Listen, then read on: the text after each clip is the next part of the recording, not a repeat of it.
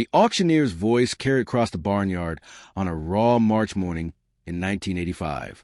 Ladies and gentlemen, we're here today for the liquidation sale of the Schroeder Farm operation, 640 acres, Faribault County, Minnesota. We'll start with equipment at 9 sharp, move to livestock at 11, and the land parcels at 2 o'clock this afternoon.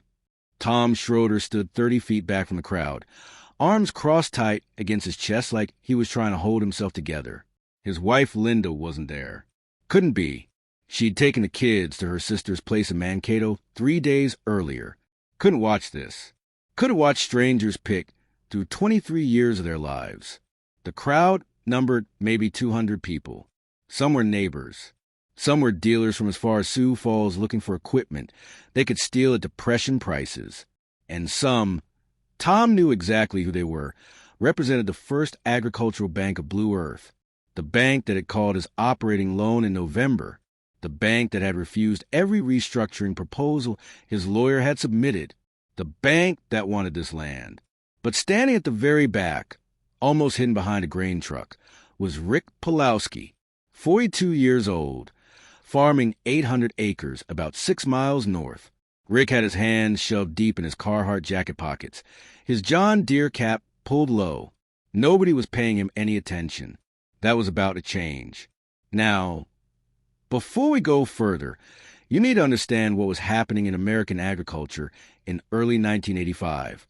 According to Federal Reserve data, farm debt had reached $215 billion nationally, triple what had been just 7 years earlier. In Minnesota alone, over 400 farms had gone into foreclosure proceedings in 1984. Land prices that had peaked in 1981 at an average of $2,200 per acre in prime areas were now selling for less than $900. The farm economy wasn't struggling. It was in complete collapse. The Schroeder farm was worth about $380,000 in 1981. Tom owed $340,000 on it now, after the bank had capitalized for years of unpaid interest onto the principal. But the farm would be lucky to bring $200,000 at auction. Tom knew it. The bank knew it. Everyone standing in that barnyard knew it. The bank didn't care. They wanted the asset off their books. They'd foreclose, take the loss, sell the land to an investor within 6 months when prices recovered, and they were betting prices would recover and make their money back. Standard operating procedure for agricultural lenders in 1985. Tom Schroeder wasn't a bad farmer. He was a farmer who believed the experts. In 1979, the county extension agent had told him to expand. The AG economist from the University of Minnesota had shown charts proving land values would keep climbing. The loan officer at First AG had said, "Tom, you're leaving money on the table if you don't leverage up and grow." So Tom had bought his neighbor's quarter section. He'd upgraded his equipment. He'd done everything right. Then interest rates hit 21%. Then the grain embargo dried up export markets. Then land prices collapsed. Then operating loans got called in. Doing everything right hadn't mattered at all. Lot number 1. The auctioneer called out, "John Deere 4440, 1979 model, showing 4,200 hours. We'll start the bidding at $12,000. The 4440 was Tom's primary tractor. 110 horsepower, synchro-range transmission, sound guard cab. He bought it new in 1979 for $38,000. At $12,000, it was worth less than a good used pickup truck. 12,000, do I hear 12? 12, got it. 13? 13,000, yes, sir. 14. The bidding climbed slowly. A dealer from Worthington dropped out at 16. A farmer from Martin County went to 17.5 and stopped. The tractor sold for $18,200 to an implement dealer who'd driven down from Marshall. Tom watched the man hand over a cashier's check. The dealer would have that tractor cleaned up and on his lot by Monday morning with a $28,000 price tag. It went like that all morning. The International 1086 that Tom used for heavy tillage, bought for $27,000 in 1978, sold for $11,500. The John Deere 7000 planter, 6-row, with monitor, $4,800. The Kewanee disc 24 feet, $1,200. The Brent Gravity Wagon, $450. Rick Palowski watched every lot. Didn't bid on anything. Just watched. Around noon, during a break before the livestock sale started, Tom's brother drove up from Fairmont. Found Tom sitting on the tailgate of his truck, staring at nothing. "You okay?" Tom didn't answer right away. Then, you know what the worst part is? It's not losing the farm. I mean, it is, but it's not. The worst part is knowing that in 6 months, that bank's going to sell this land to some doctor from the cities who wants a tax write-off, or some corporation, and it'll go for what it's actually worth. But I won't see a dime of that. I'll still owe them $140,000 after today. They get the land, and they get to sue me for the deficiency. His brother didn't have an answer for that. There wasn't one. The livestock went fast. The Holstein herd brought decent money. Dairy prices were holding better than grain. But watching his cattle sell, cattle he'd raised from calves in some cases, Tom felt something break inside him that hadn't broken yet. A man can lose equipment. Equipment is just metal. But livestock? Livestock, you know. You've pulled calves at 2 in the morning in February. You've treated them when they're sick. They know your voice. At 1:45, the crowd started gathering again for the land auction. This was what everyone had really come for. 640 acres of Class A soil, tile drained, less than 2 miles from a paved road. Good farm ground. The kind that doesn't come up for sale often. Except now it came up for sale every week. Somewhere in Minnesota, Iowa, Kansas, Nebraska, every single week, another farm went under the hammer. The auctioneer had set up a platform with a microphone at the top of the driveway. The crowd pressed in closer. Rick Palowski moved forward too, but he stayed at the edge, still not drawing attention. "All right, folks, here's how we're going to work this. We have 4 parcels. The home quarter, 160 acres, including all buildings and homestead. The north quarter, the south quarter, and the west 80 acres. We'll sell them individually first, then offer them as a package. Bidding will start at $1,000 per acre on the home quarter, $1,000 per acre, for land that should have been worth $1,500 minimum, $2,000 in a normal market." Tom felt his jaw clench. The bank's appraiser had valued it at $850 per acre for foreclosure proceeding. That's what Tom would be credited, but they'd start the bidding higher, and whatever it brought above $850, the bank would pocket as recovery costs. Do I hear $1,000 per acre? That's $160,000 for the home quarter with all improvements. A hand went up. Local farmer. Guy who'd been expanding by buying foreclosed land for 2 years. $1,000. $1,000. I got it. Do I hear $105? Another hand. One of the bank representatives. $1,100. $1,100 per acre. $176,000 total. Do I hear $115? The local farmer shook his head. He knew when the bank was bidding. You don't fight the bank. The bank has infinite money and no conscience. Going once at $1,100 per acre, and then Rick Palowski's hand went up. $1,200. Every head in that crowd turned. Tom Schroeder's eyes went wide. Rick Palowski? Rick was a good farmer, but everyone knew his situation. He'd borrowed heavy too. Maybe not as heavy as Tom, but heavy enough. Rick had no business bidding on land in 1985. Hell, half the people there figured Rick would be in Tom's position inside a year. The bank representative looked annoyed, raised his hand again. $1,300. Rick didn't hesitate. $1,400. A murmur went through the crowd. The auctioneer looked confused. This wasn't how these auctions usually went anymore. Usually the bank bid once, twice, and everyone else stayed quiet because they knew the fix was in. $1,500, the bank man said, voice tight. $1,600. Rick's voice was steady, loud enough for everyone to hear. Now, people were openly staring. What the hell was Rick Palowski doing? If you've been to a farm foreclosure, or if you watched it happen to neighbors, you know what I'm talking about. This is where I want to hear from you, in the comments. What were these auctions really like? What am I missing? Because the history books don't capture what it felt like to stand there and watch this happen to someone you knew?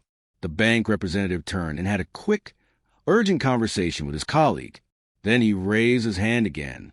1,700 per acre. Rick paused, just for a moment, long enough that Tom Schroeder felt his heart drop. Then, 1,800. The bank man's face was red now. 1,900. 2,000. Rick said it calmly, like he was ordering coffee. 2,000 per acre. $320,000 for the home quarter alone. That was more than fair market value, even before the collapse. The bank representative looked like he wanted to throw something. He huddled with his colleagues again. This time the conversation took longer. Meanwhile, the auctioneer was trying to keep things moving. We're at $2,000 per acre, $320,000. Do I hear any advance? The bank huddle broke up. The representative looked at Rick Palowski with pure hatred. Then he shook his head and stepped back into crowd. Sold. The auctioneer's hammer came down. 160 acres to bidder number 73, Rick Palowski at $2,000 per acre. The crowd erupted in confused conversation.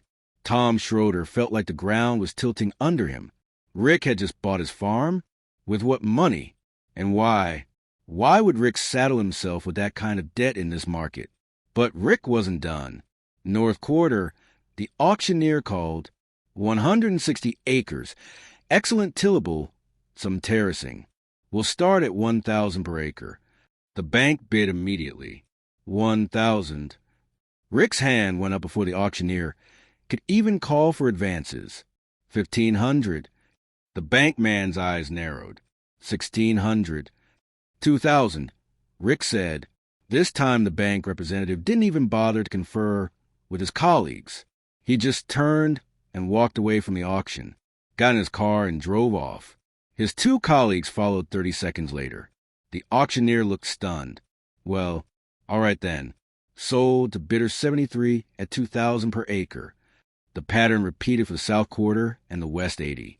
Rick bid each parcel to exactly 2,000 per acre. Nobody else bid against him.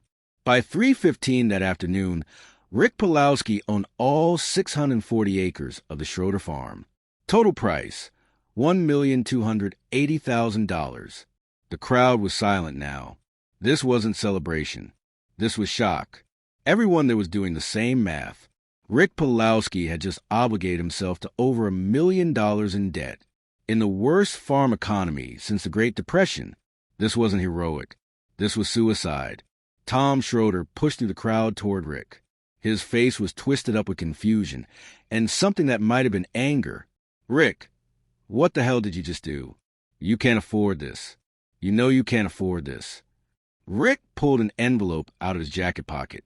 Plain white envelope, sealed. He handed it to Tom. Open it when you get home, Rick said. Not here. Then he turned to the auctioneer. I need to settle up. Where do I sign? Tom stood there holding the envelope like it might explode. People were starting to drift away now. The auction over. The shock fading into gossip.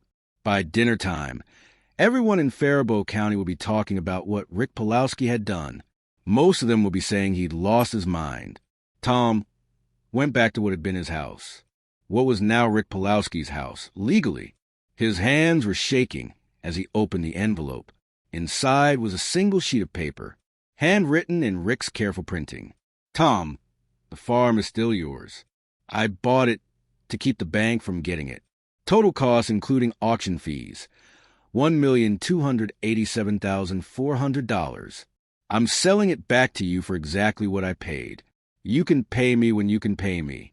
If that's 5 years from now, fine. If it's 10 years, fine. If it's never, that's fine too. The bank doesn't get to win. Not this time. Rick. Tom read it 3 times. Then he sat down on his front porch. Not his porch anymore, except apparently it still was, and cried for the first time since this whole nightmare started. But here's the part one need to tell you about Rick Palowski. The part that makes this story bigger than one auction in one county. Rick's father had lost their family farm in 1961.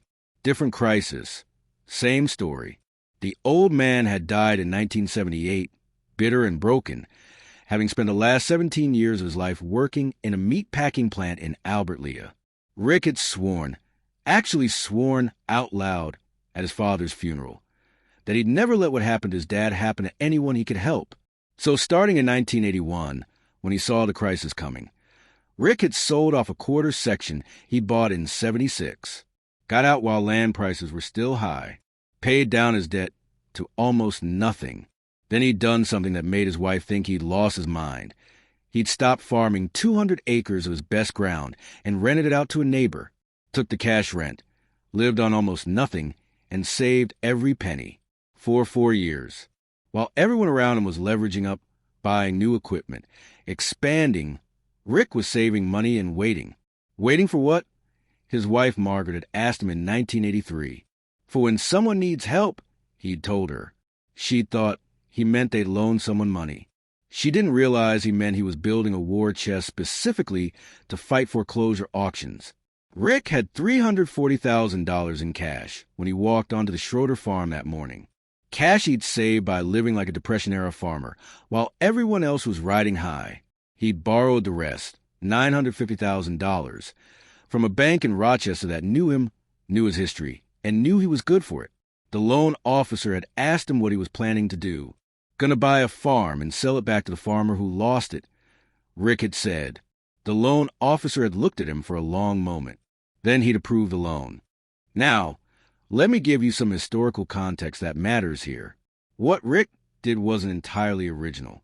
During the 1930s, there had been penny auctions or Sears and Roebuck sales, where communities would show up to a farm foreclosure and bid exactly 1 penny for everything, intimidating outside bidders into staying quiet. Then they'd give everything back to the foreclosed farmer. It was collective action. It was sometimes enforced with the threat of violence. It worked. By the 1980s, that kind of organized resistance was harder. Banks had learned. They brought sheriffs. They filed criminal charges. The farm credit system had federal backing and federal authority. You couldn't just run a penny auction anymore. But Rick found a different way. He used the market itself. He didn't threaten anyone. He didn't break any laws. He just had enough money to outbid the bank and enough principle to do it. The news spread fast.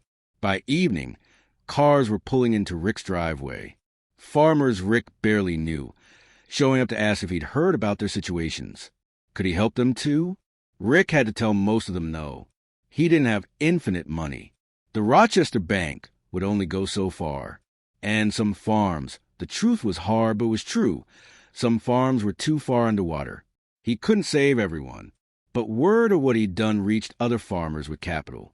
Within 2 weeks, a group of 8 farmers from Faribault, Blue Earth, and Martin counties had formed what they called a Fair Price Committee. Not a formal organization. No bylaws or officers. Just farmers who agreed to show up at foreclosure auctions with cash and bid against the banks. They saved 4 more farms before the banks figured out what was happening and changed tactics. Started doing sealed bid sales instead of public auctions. Started selling directly to investors before foreclosure was even finalized.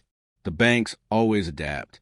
But those 4 farms and the Schroeder farm, those families stayed on their land. Tom Schroeder paid Rick back in full in 1992. Took him 7 years. He did it by farming the land like his life depended on it. Because it did. He diversified into hogs when grain prices stayed low. He rented additional ground. He and Linda worked jobs in town during the winter. They sent their kids to college, both of them, first generation. Tom made the last payment to Rick on a Saturday morning in June. Handed him a cashier's check for $87,000, the final installment. They were standing in the same barnyard where the auction had happened 7 years earlier. "We're square," Tom said. Rick looked at the check. Then he looked at Tom. "We were always square. But I appreciate this. What did it cost you?" Tom asked. "Really, what did carrying my debt for 7 years cost you?" Rick thought about it. "Well, I couldn't expand. Couldn't buy new equipment. Drove the same truck for 10 years. Margaret made do with a kitchen that needed remodeling. I'm sorry. Don't be. That wasn't a cost. That was the point.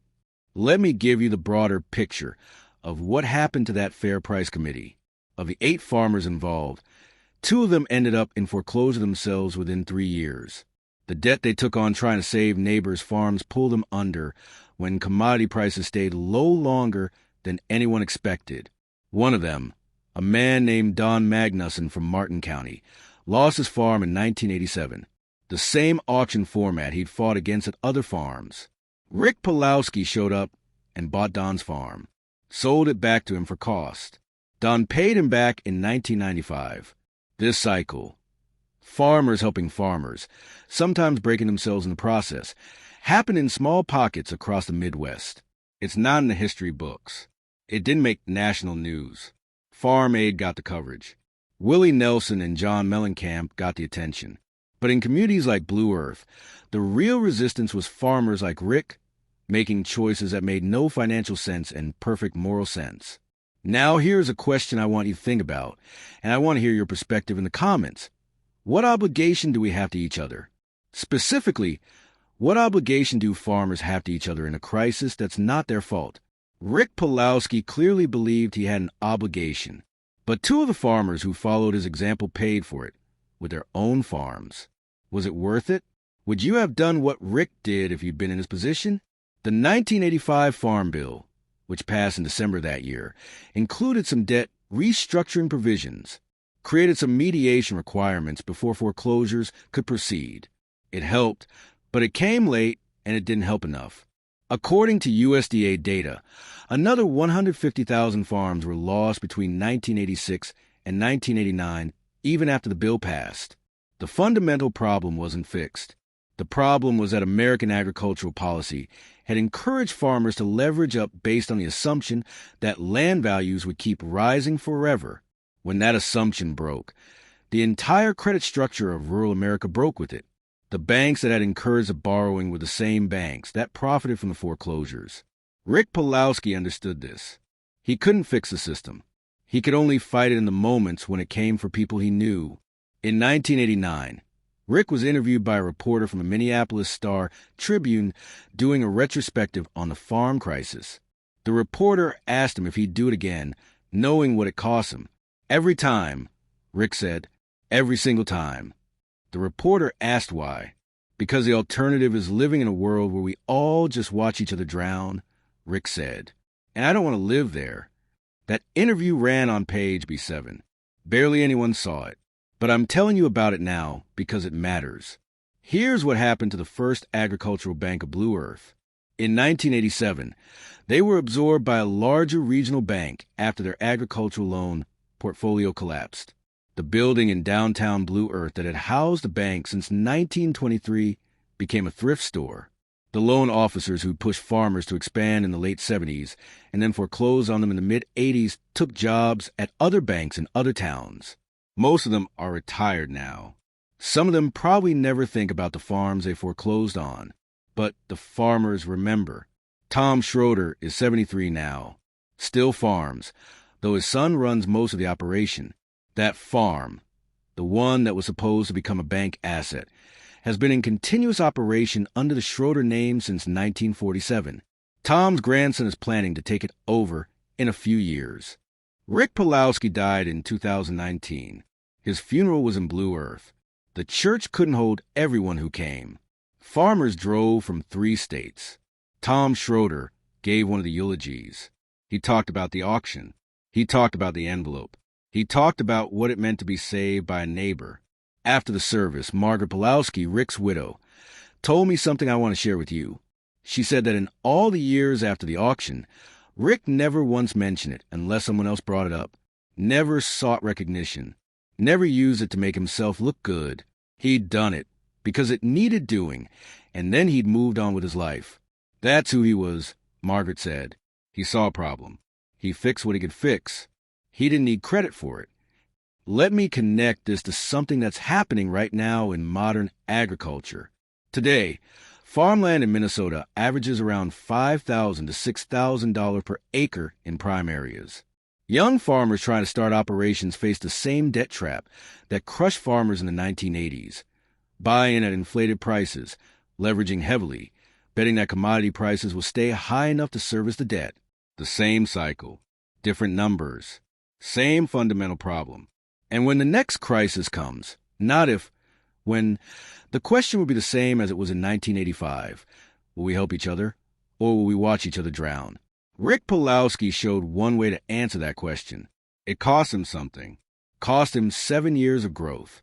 Cost him the equipment he couldn't buy and the expansion he couldn't pursue. But he got something too.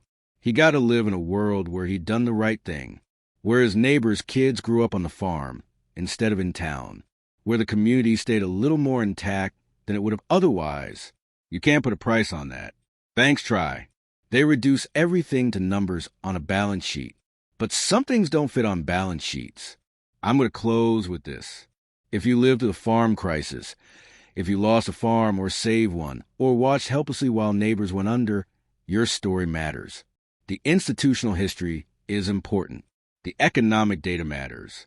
The policy analysis has value. But the human stories, the specific moments when people made choices that define what kind of world they wanted to live in, those stories are what actually teach us who we were and who we might want to be. Rick Palowski made his choice on a March morning in 1985. He chose to fight when he could have stayed home. He chose to spend money he'd saved for years on someone else's farm. He chose to believe that saving one family was worth the cost. The banks expected to buy the Schroeder farm for a fraction of its value. Rick Palowski made sure they didn't. That's not a small thing. That's not nothing. That's someone deciding that people matter more than profit margins. If that kind of story means something to you, if you believe this history deserves to be preserved and told honestly, then subscribe to this channel. Share this with someone who needs to hear it.